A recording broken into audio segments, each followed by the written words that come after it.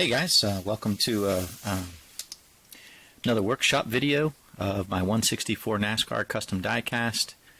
My name is Doug Mount, and wanted to show you today one of the more difficult things that I do, and that's trying to get decals across the nose of a car.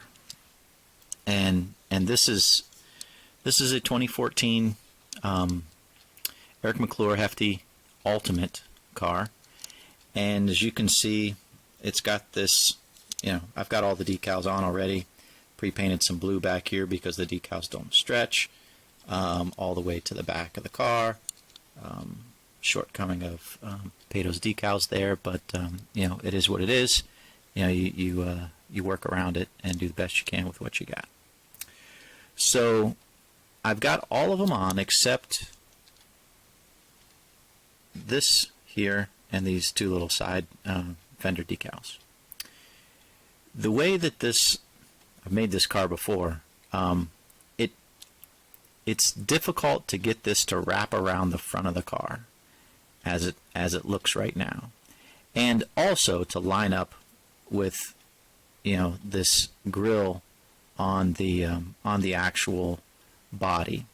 What typically happens is there's a gap of right here, and I may still have that gap, but also it's difficult to get this just to lay flat across here, like so.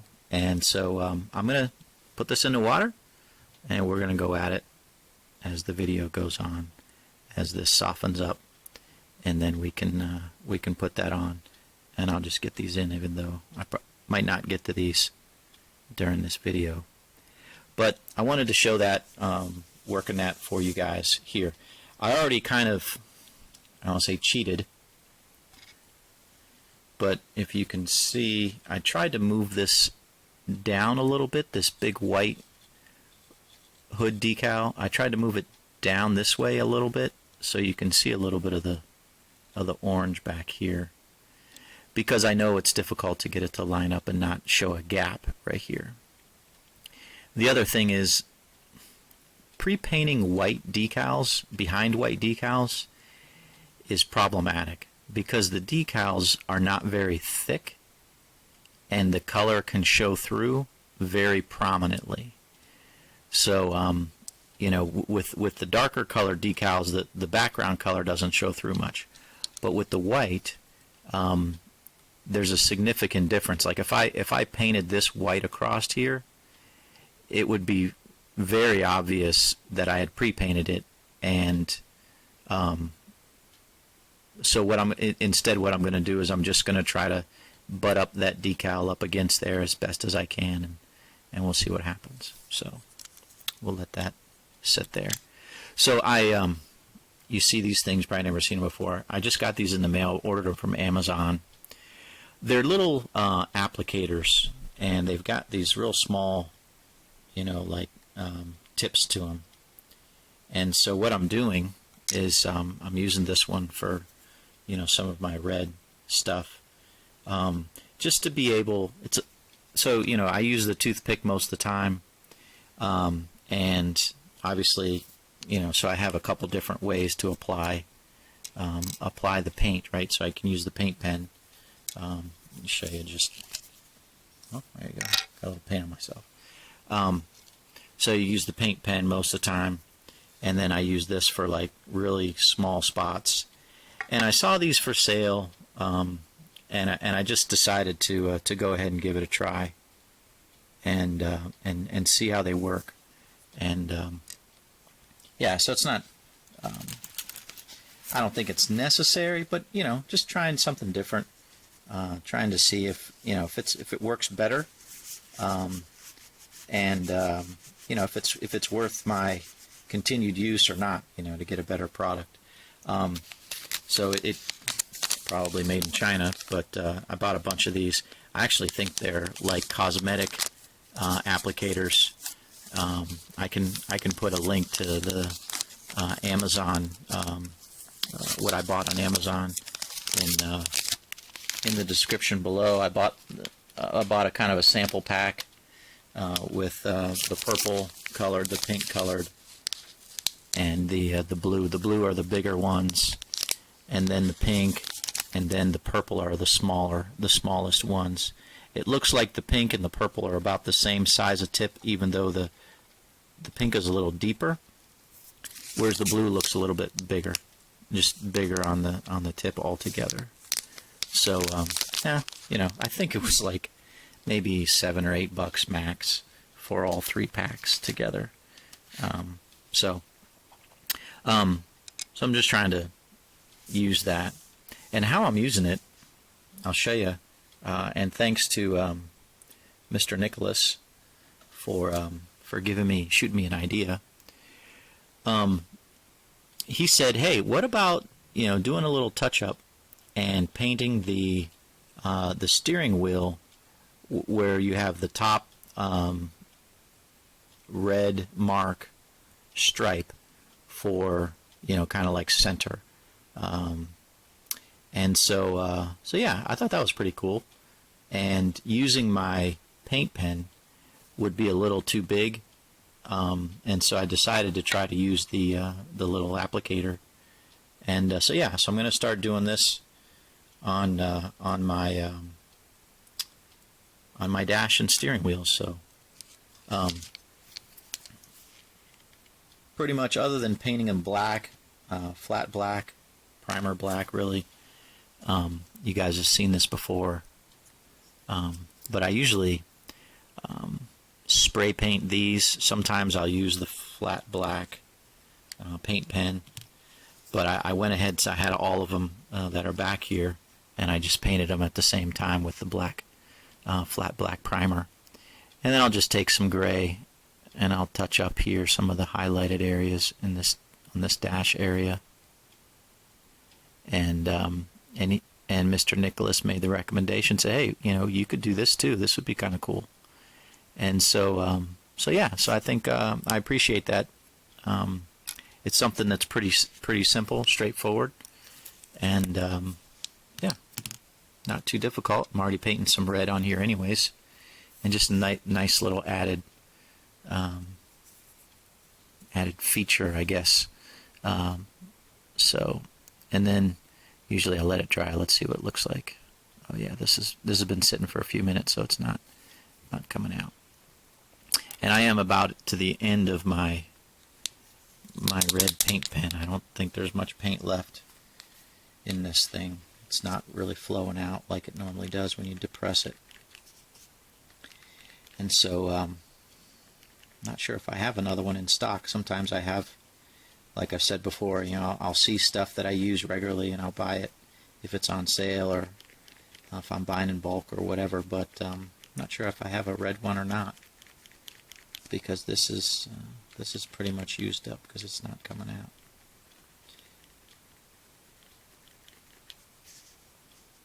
Ever so slightly, I guess. Doing this off camera. Can I get this? You know, once you depress this thing down, usually comes flowing out pretty quickly after a little while, and this is just it's not really coming down very much at all, and it does feel a little empty. Okay, I see a little bit coming.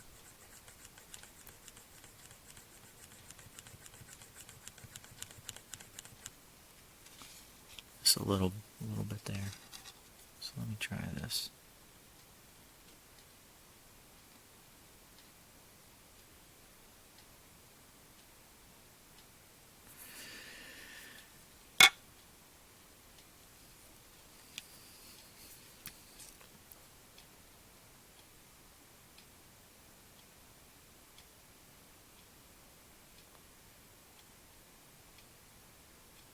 Yeah, I like it. I mean, I bought them, so I'm going to use them, but, you know, I like it. You're just able to do a little bit more specific and detailed application of things without it going all over the place. So yeah, maybe doing that in the future. Let's see how it works. I haven't tried this yet. For when I paint the... see if this does a little bit better. Oh yeah.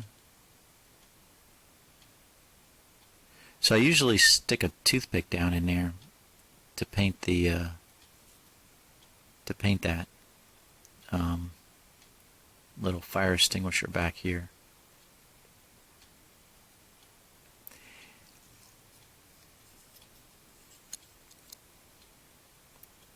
Try not to get it on the seat, nor on this this little post back here.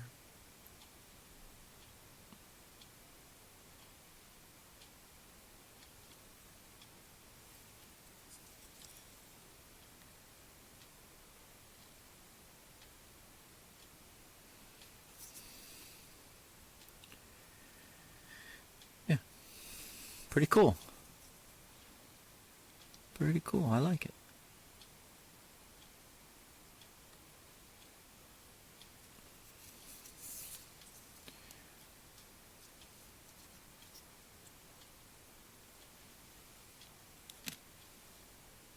I think. So this is what I do with these Spin Master cars. I spray paint this flat black primer and just kind of open it up like this. Looks like I got a little overspray on it from something else, but that's not too bad.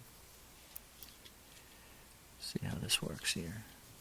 And then since there's nothing in here from a fire extinguisher or anything, I usually just paint the top of this box red, like so, as if there was something here.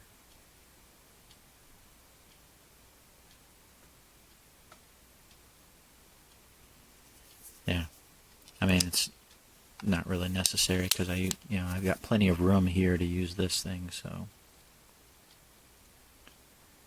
not really necessary. Yeah, I really don't have any paint there.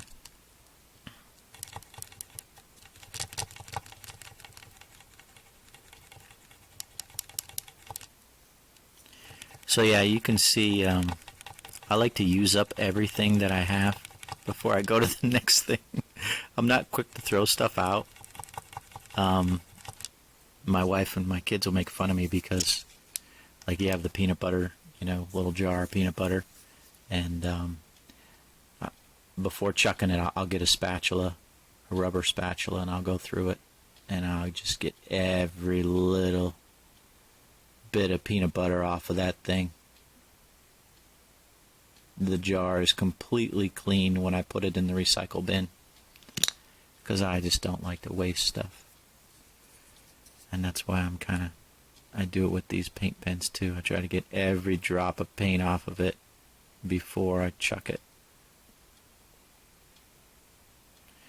So you can see kind of like a little chunks in there, small little chunks in the paint. It's definitely end of its life here. So that's that. Something different. Couple different things that I'm looking at doing, and gonna try doing going forward.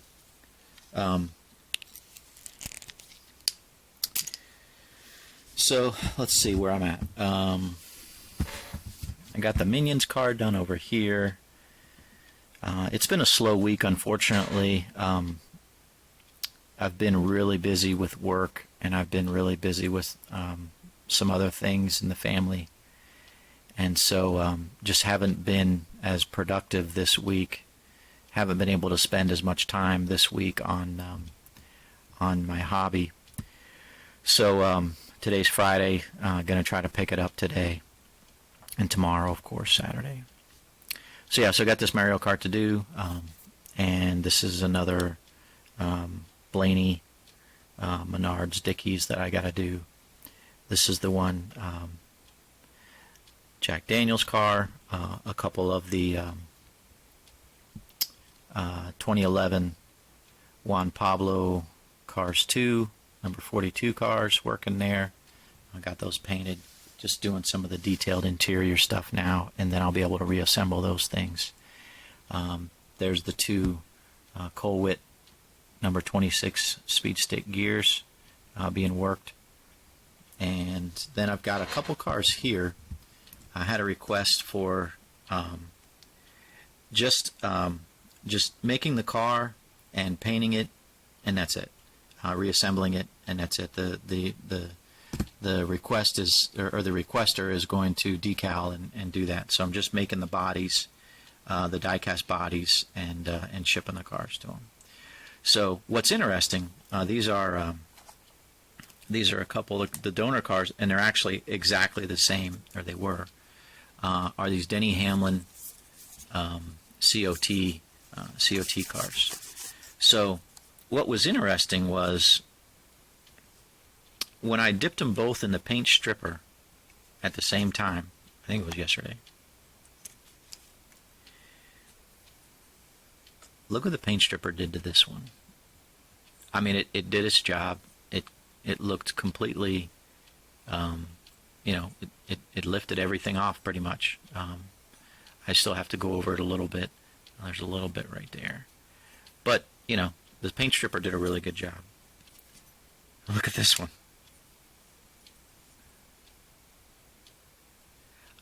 I don't know why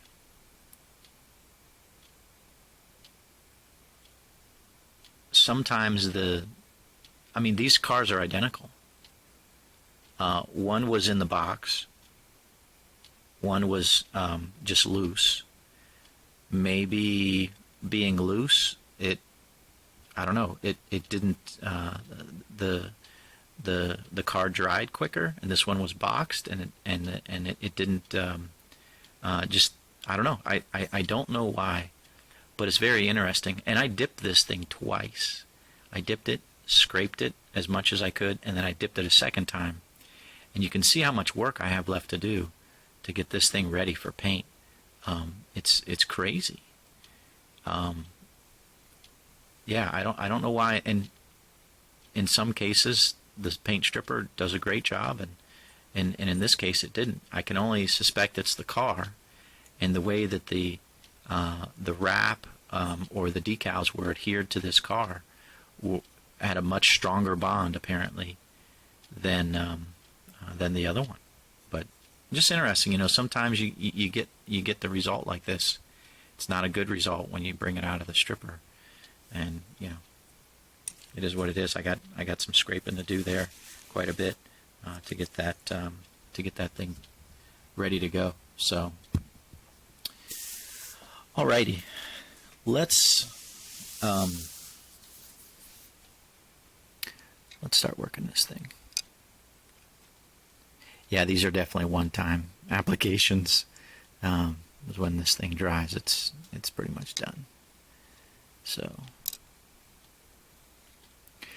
for this, I think I'm going to need the microsole, but I'm going to try without it. I've washed my hands, so my hands are clean.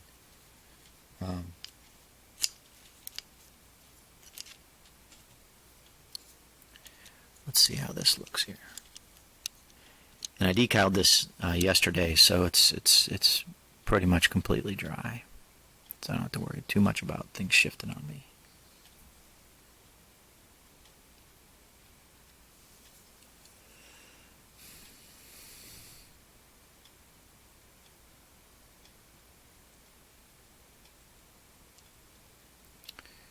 So I want this to come down to try to line it up with the body grill. You can see how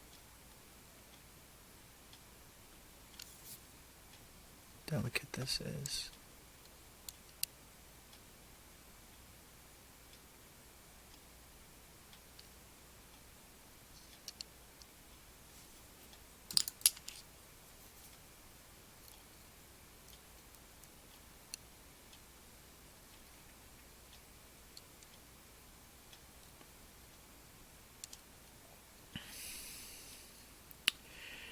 I don't know if you guys are watching the different hearings of the presidential election.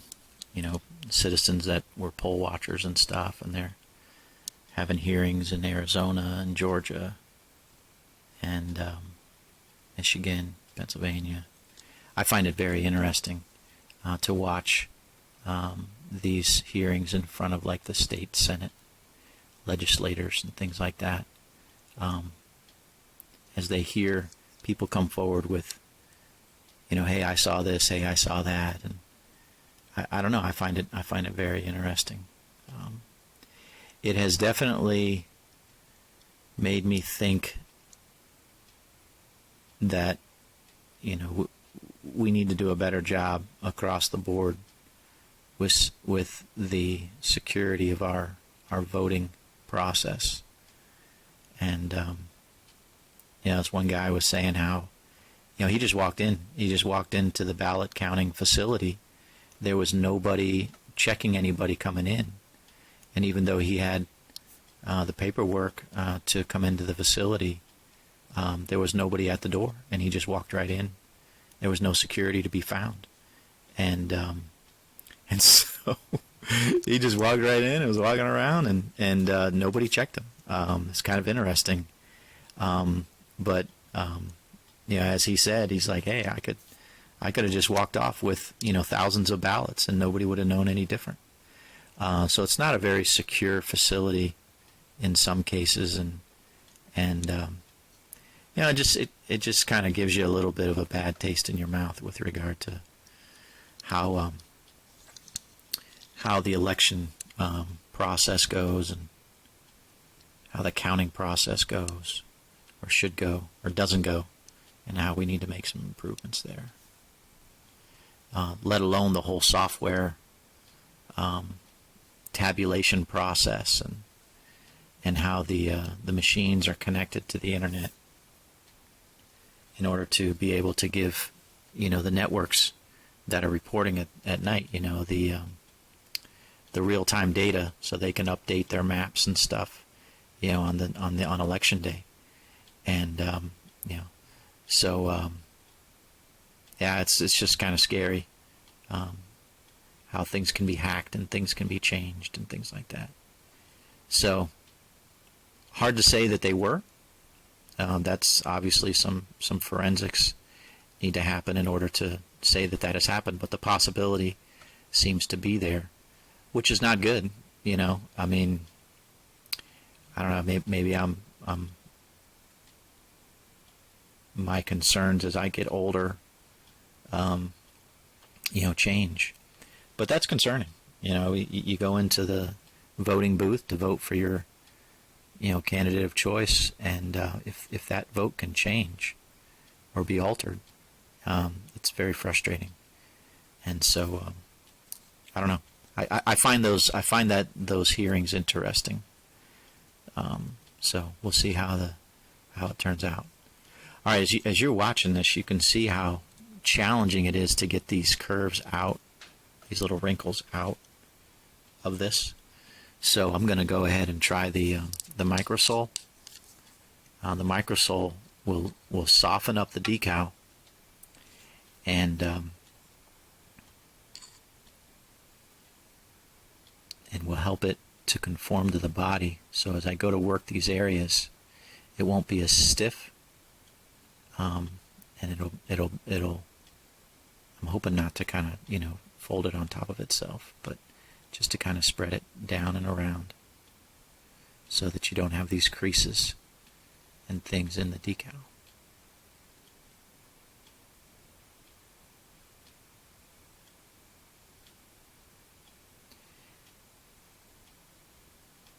So yeah, maybe you can tell right there how that really helped out there, but it's got to help out on the top side and on the bottom side both, as it kind of needs to wrap around the body here.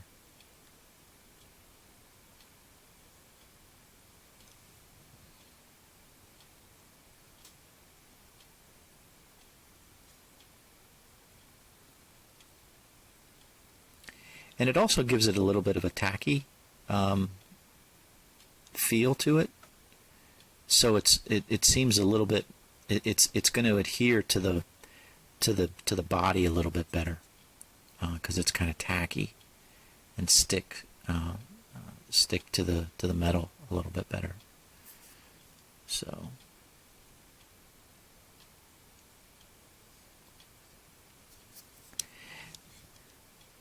this is definitely not the glamorous and fun piece of doing custom diecast. This is really the bane of diecast, custom diecast makers, is trying to work these types of decals that are really, problematic. I don't say this is where, the diecast, custom makers make their money. But I mean, I struggle with it. You're watching me kind of struggle with it. It's not easy at all, and it's difficult to get things to lay flat and true when you have these curves. So, hoping this is helpful to you guys that are trying to make it yourself, or make diecast yourself. But you can see, I think, the success of the product, and then just, I've said this many times before, but just having patience with everything, and continuing to work it, continuing to work this. Let's see how we're doing. Looks pretty straight.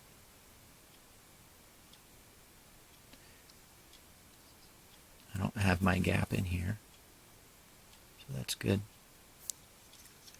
Just got a couple minutes left on this video, but I'll be working this after the video, of course, just to continue to get these little wrinkles out, get these little creases out,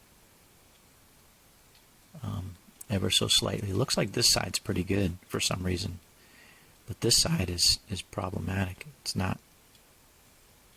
Like if I push down here, it creates it up here. So definitely want this 14 to be clearly, no creases in the 14. So it's turning out a little bit better there.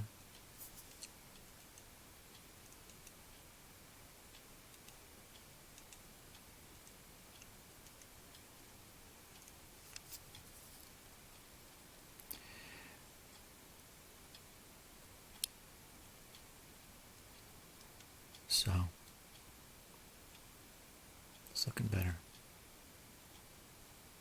Yeah, so it's at about 10 minutes or so working this, and I'll continue working it. But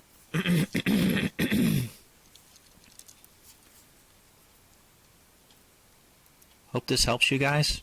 Again, I'm putting these videos together to try to just again show you how I do things. Appreciate lessons learned that you guys have, and just the opportunity to share, try to perfect, I'll say this is kind of goofy, but to make custom die cast making great again. So God bless you guys. Have a great day.